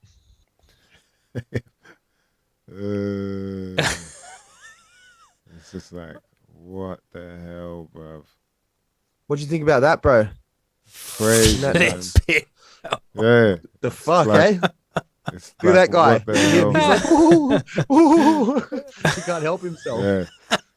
You're a sicko. Like, it's nuts, so man. 2 people have done that jump now. Yes, out to Nick Tyler. He says, look up Masta Marx show reel. No, I'm not one of the people who've done it. Look at that. So yeah, it looks like he sort of buckles at the end, but that's part of it, because you got to sort of break that momentum. Yeah. Well, he's got to break the momentum, and he does another jump at the end. He's aided by the sand. It could go wrong with the sand, because he could get like stuck in it. Right. It's crazy, man. But the fact that when he lands and like heaps of sand sort of like explodes out of the way, that helps with the whole dispersion thing. If you're to land on concrete directly, it has so much pushback. You know, like I'll put it this way: if you were to do a front flip or on the ground, like run, it'll be a lot easier to do it on the concrete because of the spring back. Okay. It has tension and it pushes back, like it responds to you. Whereas the sand sort of just like moves out of the way. Yeah. Okay. So, and it takes some of the impact as well in that sense. Then. Exactly. Yeah. Yeah. And then he does a little sort of spring forward after. Here's a safety roll. Yeah, there. Just pushes back out again. Yeah. Because he's still moving so fast. Yeah. He can't just like land on the sand and stop there. Yeah. No, so that energy has to go somewhere. Yeah. It has to go somewhere. That energy is there. It's mad, you can't innit? get rid of it either. You can only spread it out over like more of you. It's mad, bruv. It's mad. Yeah, it's that little leap again. Little energy. Is this like a front flip video? A dive in fronts, yeah. Yeah, it's just going to be all this kind of stuff, high drops. Oh, Jesus. Yeah.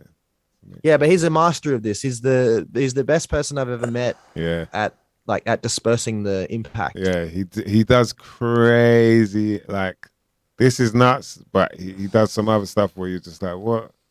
Like, how? Yeah, like all the flip praise and stuff. You saw the one at IMAX, did you? I think so.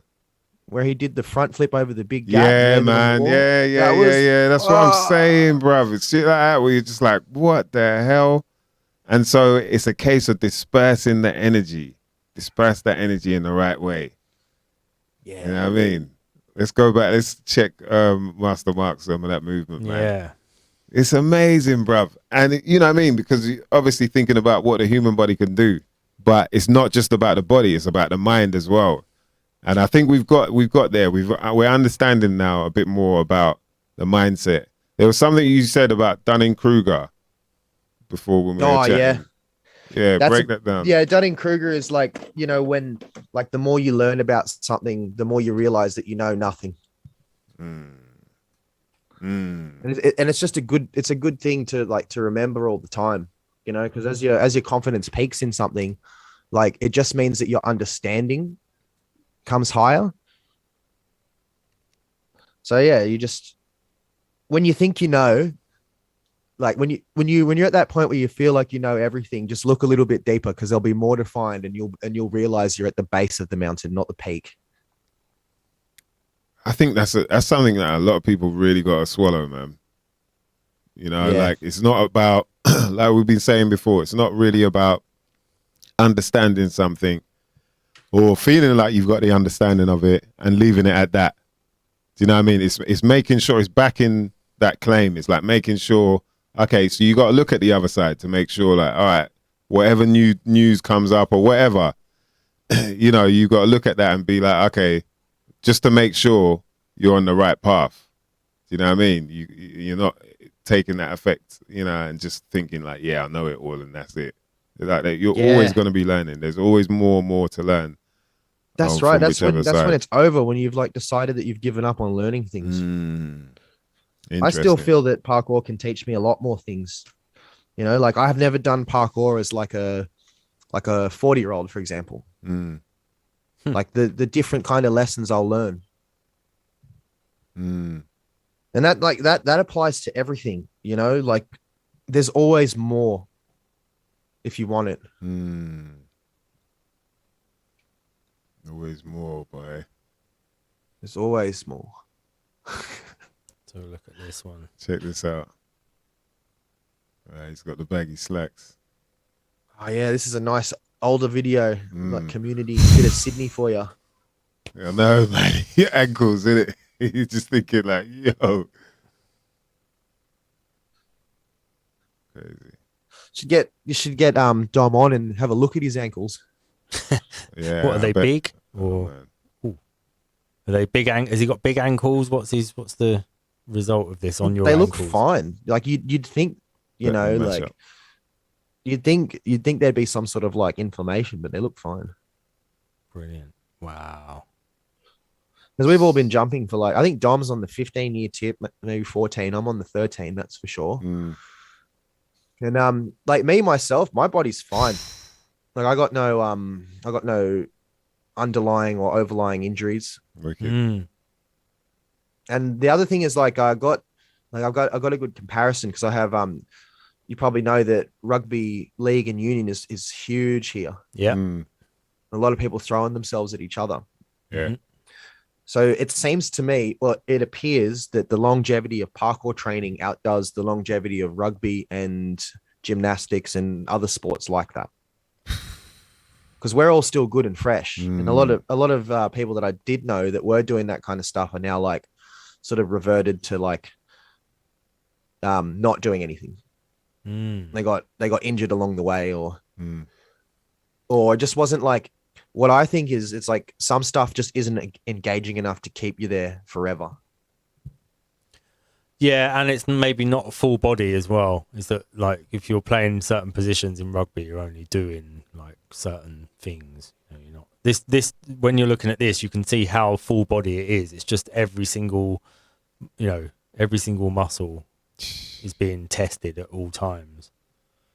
Yeah, exactly. You're testing your reflexes, your reaction times, all that. Yeah. Sometimes in rugby, the only thing that's getting tested is your ears. Is your fucking metal. Yeah, that's it. Yeah. You're like, hey, how hard can you get slammed? Yeah. Well, that's the thing, man. Times? 3 times. There'll definitely be more concussions in rugby as well, you know, like all that high impact.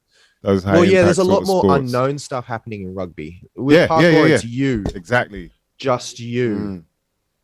And the thing. And like the only unknowns are like surfaces that you didn't check. Yeah. Whereas in rugby, you could be running like straight for the try, like, oh yeah, and then like fucking big boy just comes out of nowhere and just knocks you out. Yeah. So it's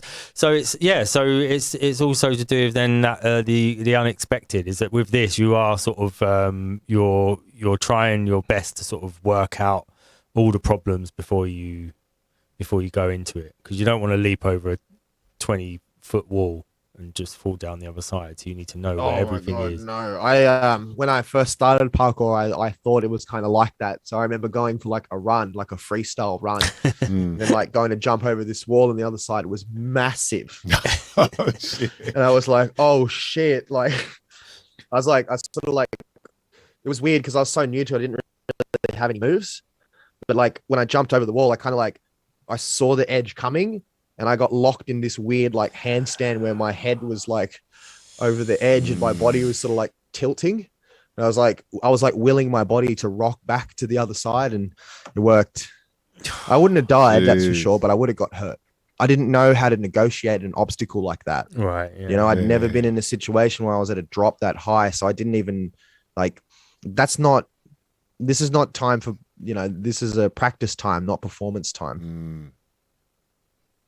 Yeah. Learning how to separate the two has been part of the journey as well. Yeah. So it looks like unrehearsed when you see it. Yes. When you see but you're seeing the final one, exactly. You know, like after all of the after all the choreography. Yeah. You know, all the dance steps have been put in place, 1 to 8 or whatever. Yeah. And you're now seeing the final art. Very good. Final picture. And it's meant like when it's presented to you, it's meant to look like if it's Dom, it's not really meant to look super easy, you know, like it's meant to look wow. But then a lot of parkour, when it's presented to you, you're meant to watch that and go, I feel like I could do that. Yeah. It's what true. I'm thinking, watching it now. It's true, you know. You know, exactly. You're meant to look at it and go like, you know what, that actually makes sense. It's true though, man. You watch it, you're like, yo. But man, I have someone I'd like to recommend for you guys to check out in parkour. His name's Joe Scandrett. How'd you spell that? Joe. Yeah. And then Scandret. I don't know if it's 2 T's or not, but I don't know anybody else with that name. Oh yeah, I got it. Yeah. Him and Dom are probably my favorite athletes, and I'm lucky because Dom's my friend. Wow. Yeah, that must be high levels, man. Yeah, you'll love them, promise. Yeah, it's beautiful how much it's growing as well, man. Like with all the interest. Yeah, and you know what? It nearly got taken out by so like I love the growth of MMA and UFC because it was sort of left to grow into this beautiful thing that we all love and respect now. Yeah. But we like parkour has had to deal with like Ninja Warrior and like other things like Ultimate Tag, where they just try to sort of, you know, glamorize it up a bit. And then that's kind of what makes things fads. that kind of stuff, being commercialized too early and they water it down and whatnot. It didn't happen with UFC, and I just don't want it. And it's become this huge, beautiful thing, you know. Even if somebody doesn't enjoy combat, like respect, like this is kind of what Bruce Lee wanted. Yeah. For real, it's the closest thing. Yeah, true. You wanted everybody sort of testing that shit out. And, you know, and because it wasn't like commercialized in a funny, weird way, it's been allowed to grow. Yeah. It's got a hardcore following. And then obviously like the big names that draw people in. You know, you get the text message about, hey, Conor McGregor, did you see the fight? There's always the big names of that, people that don't watch it all the time. But yeah, man, it's a good thing. Yeah, it is a Very good thing. I think it's a beautiful thing. You know okay, what I mean? So the same thing is happening now in terms of. Oh, there he is. Yeah, this guy's crazy. I follow him. He's crazy, man. So I watch this guy and I go, how? He's from here as well, isn't it? He's from. He's one of you boys. Yeah, UK. Look at that. Walks off casual. Oh. Like, what's that? What is that? Yeah. Oh my God. What the hell, what you doing, man? Nah, bruv. How did you practice that? Through. So his spirit animal to me is probably a key. Right. Jeez. Mine's a bomb and he's a key. He's a key. That's hilarious. A key, you know. Oh my God.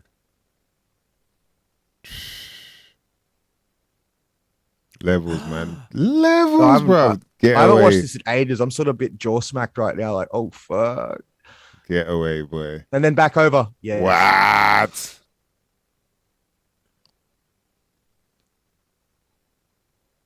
And he's good because he's got all the flips and the jumps, you know? Yeah, he's crazy, man.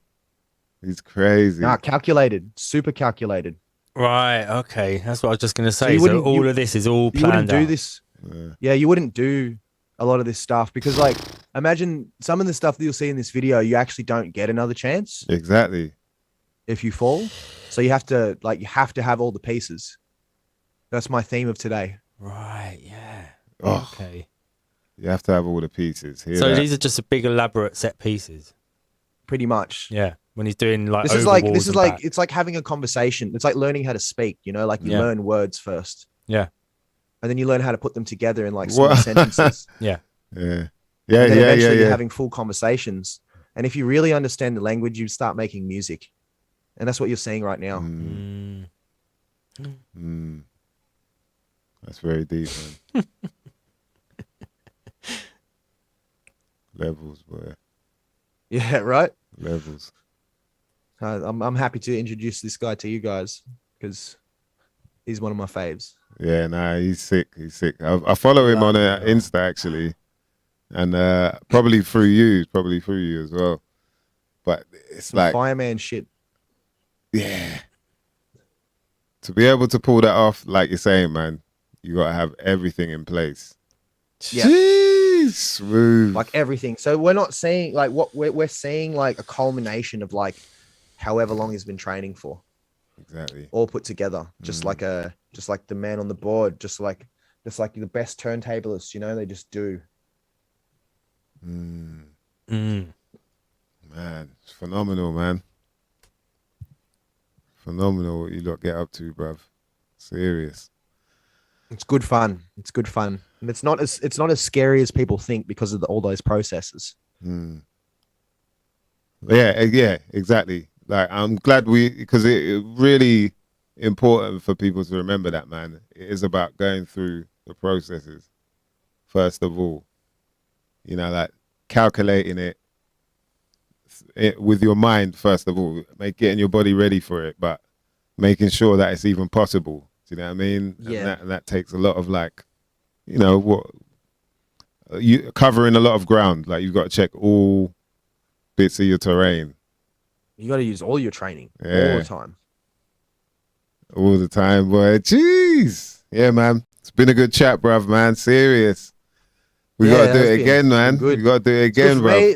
I love this. You know, you're one of my key influences for hip hop. Yes, man. That's huge. Yeah, man. Appreciate it, bro. That means a lot, man. Coming from you, because, yeah, when I heard your stuff, I was like, oh, shit, this guy's rhyming, man. You know what I mean? Like, yeah, it's rare that you get to hear stuff like that. You know, so whatever, I'm like, yeah, okay, we got to do something. So what is going on over your side with with hip hop? What's the? I just sort of formed a group with my with one of my friends that I often make music with. His name's I call him the Crops Man. And we just released an album that has mice on it, called The Archetypes. And right now we're working on a couple of singles, sort of to accompany the time after the release of that album and in between the release of the next one. That's what's happening with me for music. Archetypes. And where can people get hold of you, follow you, whatever else? What are you on social media and stuff like that, or what's the best? Yeah, I'm on everything. I reckon it's easiest to just stream. But yeah, Masta Marx is my name everywhere. Masta Marx everywhere. Yeah, okay. Everywhere. You know, except TikTok. Somebody already made that account and then messaged me like, "Do you want to buy this account?" Like, no, I'm just never coming on TikTok. You just put the Masta Marx, real Masta Marx, bitch. Yeah, something like that. You know, like Masta Marx official. All right. So King Chico asked, "Do you think calisthenics and parkour go together?" It makes sense that it does, but there seems to be some underlying beef between the two. Hey, there you go. You saying that underlying beef between the two? I don't know about it. Is there underlying beef between? With calisthenics, you don't do anything. Parkour, you do everything. No, calisthenics is it's a form of, it's like a really good form of conditioning, and the beef shouldn't be between parkour and calisthenics. It should be between calisthenics and resistance training. You know, like what's better? I'm like one of those guys that is like, well, you got to use a mixture of both. If you want to be at the top of your game, you got to eat well, you got to train calisthenics, you got to stretch and train mobility, and you have to do resistance. Indeed. I'm with you on that. Like I have my favorites, you know, but I've seen them lose before. So you can't just will something to be true. It's whatever fits you the best. Really, that's what you should be doing. Because some people don't have the bodies for. The thing about exercise is like a lot of people put themselves in a place where it's boring. Definitely. So they can't wait to be done with it. Like they just throw it in with the rest of their chores, like doing the dishes and shit. Yeah. You know, they're like, oh, I got to go to the gym. Yeah. Yeah. It's true, you know. It's true, man. Instead of me, I'm like, oh, I can't wait to go and like work on this thing. Yeah. Calisthenics for me is it's not active enough. No? I mean, it can be. Can you do a muscle up? No, but what I mean is, I'm not saying there's anything wrong with it. I'm just saying for me personally, it just doesn't have enough activity. I like going to work. I like manual work. So I like actually doing things and moving. Yeah, it's not engaging enough. Yeah. Okay. Yeah. So it's not the thing to do then. You know. No, that's like it. Some people are really super engaged by it. Yeah, I don't think there's anything wrong with it. I'm just saying for me personally, I tried it and I was like, yeah, it's not really active enough. I need like an activity. That's so important. That's kind of like what I'm talking about. Like the exercise outlet that you choose kind of has to be interesting to you, or it's just going to be a chore. And then people this is another bad thing. People often get to a goal that they want and they're like, okay, I'm here now, I can stop. Yeah. It's true, boy. You know, and when you want to go to these people, be like, no, my friend, this is forever. Yeah. This is a lifestyle. Yeah, this is the way it is now. You want to be here, you got to do this. This is the way. This is the way. Yeah, I love that, man. Brav, man, you dropped some gems for us, boy. Yeah. Oh, man, thank you so much for having me. Nah, man, we really enjoyed that, man. I hope you mother lovers out there enjoyed that too.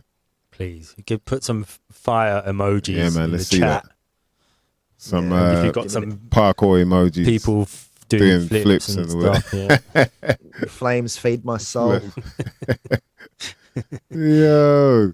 Yeah, man. That was really good, bruv, man. Really appreciate you taking the time out as well to come through and drop some gems on us, man. Yeah, we should do it again, for real. What was I going to say?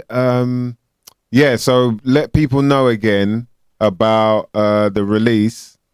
We're going to play the tune before we go out. But yeah, tell people about the release, the Archetypes, you and Crops. Oh yeah, so me and my friend Crops, man, we spent a year working on an album basically for us. Like shit that we like to listen to, that we like to hear. You know, like beats and rhymes and like long, like I love long verses. You know, it's like to me that's like the meat of the rap song. What, like 32 bar? Or you talking 60? Yeah, like 24s, 32s, like whatever. Some songs are just whole verses, just one verse, you know, one long 60 fucking 8-bar verse or whatever. So we made stuff like that. A few 16s here and there, but yeah, it's very like sort of dark boom bappy type of hip hop and more things that we love. Like I love English, you know, the way it works, the way you can express and stuff like that. And I really love to play with the words. And this album for me has a lot of like free expression of like kind of what I want to say, how I want to say it, you know, like I don't hold back on things that other people might think are silly, like puns and, you know, other basic word plays and shit like that. Well, not basic at all, but still very fun. I like that. I find a lot of value in a rap song when you hear it and you like it, and then you listen to it again and you're like, oh, I get that now. And then you listen to it again. It's like Simpsoning. Yeah. Nah, I hear that. So that was the aim. The aim was to have something that we both really love. And then see how everybody feels about it. And it's going all right. It's going all right so far. The great thing is it's actually made it up to where you guys are. Oh, wicked. Yeah. That's good, man. I think it deserves it, bruv. Thanks, man. Definitely, man. Thanks for your work on it too. Hey. Amazing. Appreciate you getting me on, man. We're going to go out with that one. Yeah, we are? Yeah, a whole bunch of fire emojis. Yeah, man. Yeah. Because it's a school night, so, you know, people, all these lot always start moaning when we get on for too long. They got to get to bed and shit. You know what I mean? But yeah, we definitely got to do it again, brother. I'm keen. Hit him up, man. If you want to learn more about the life of parkour, like I did that, hit up Masta Marx. You see the name on there, man. On Insta, Twitter, wherever you want, mother lovers. We appreciate you locking everywhere in, man. Except TikTok. Everywhere, yeah, everywhere except TikTok. Don't fucking support the TikTok one, man. Yeah, people try to scam you out of your name. That's madness, isn't it? They sell your name to you. Yeah, that might have happened to us on Twitch, actually. Happened on one. Yeah, man. Yeah, that's how it goes. But anyway, let's go out with this, man. A track by the Archetypes. It's called featuring. Oh yeah, go on. You introduce it, man. I've like forgotten what it's called. I've forgotten like all the names of my tracks. Off its axis, are we doing? Yeah, let me. That's it. Yeah, because I remember them as their original file names. Oh, for real. Yeah, like some of them are called like Xperis 90 and shit like that. Oh yeah. And I was like, oh, our song's called Cookery, new Cookery. No, it's not. It's actually got a name now. Yeah. Because it was Cookery originally. Yeah. It was Cookery originally. Off its axis, man. Archetypes, Crops, man. Masta Marx featuring myself. Let's go out with this. Yo, we want to give a shout out to all the people that were locked in, man. We appreciate you each and every time. Shout out to Gleam. Shout out to PLK. Good to have you back, bruv. You know what I mean? Back on the round sphere that we live on. Shout out to Regantology. Shout out to Kenny Rebel. Where's Don Smithers, man? Yo, shout out to Irish. Yes, big up the CMOS boss, of course.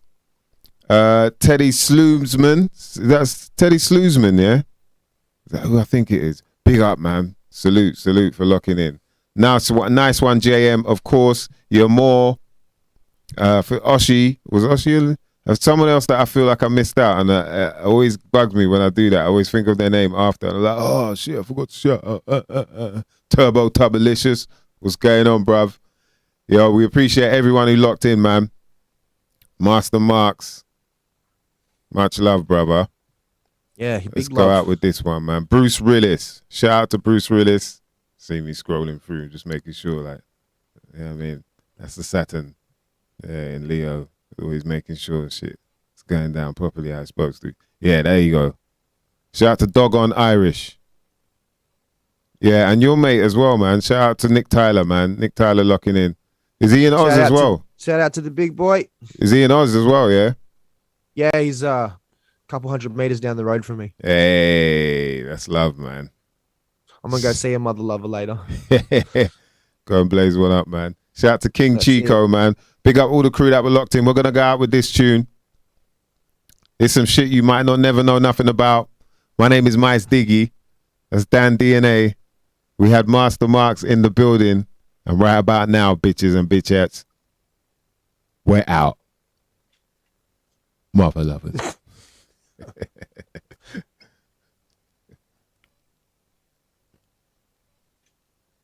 No, hold on. Yeah. Run VT. Run VT.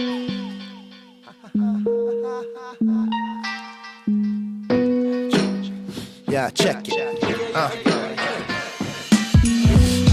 Oh damn, have I got it?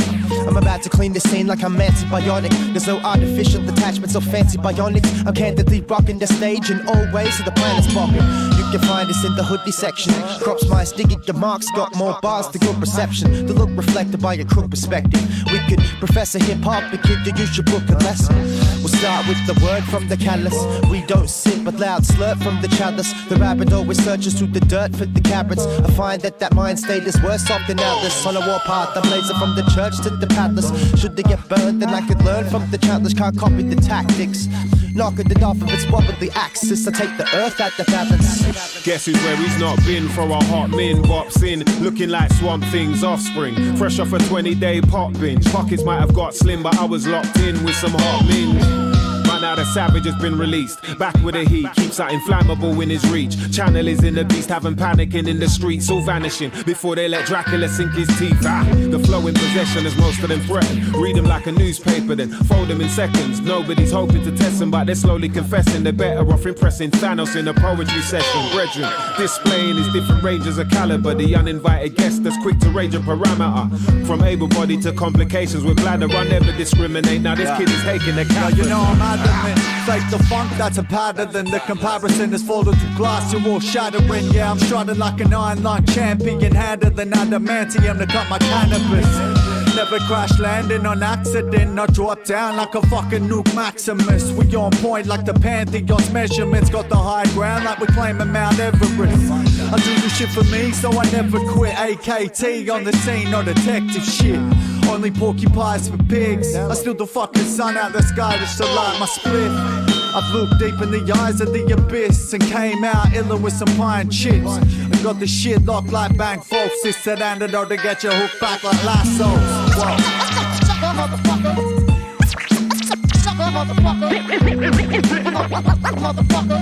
Don't gotta cut this rap, so I'm a Nike hip, I'm a Nike hip. Well I do, so fuck it, fuck it, to the jump off.